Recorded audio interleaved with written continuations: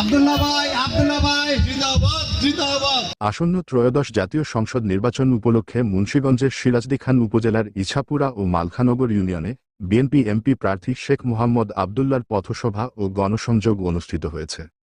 বৃহস্পতিবার ২৯শে জানুয়ারি সকাল ১১টা থেকে দিনব্যাপী ইছাপুরা ও মালখানগর ইউনিয়নের রাজদিয়া, পূর্বশিয়ালদি, বাড়িপাড়া ক্লাব, নাটেশ্বর ও ফুরসাইলে ধানের শীষ মার্কার বিজয়ের লক্ষ্যে এ পথসভা ও গণসংযোগ অনুষ্ঠিত হয়।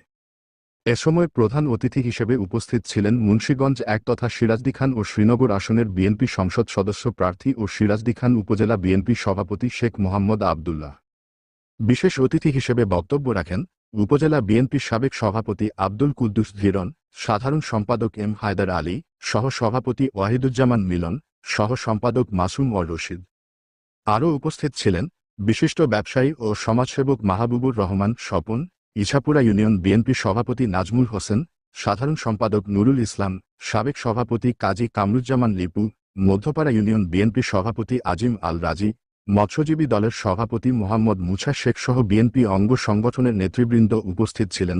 পথসভায় বক্তারা ধানের শীষ প্রতীকের পক্ষে ভোট প্রার্থনা করেন এবং গণতন্ত্র পুনরুদ্ধারে বিএনপি প্রার্থীকে বিজয়ী করার আহ্বান জানান।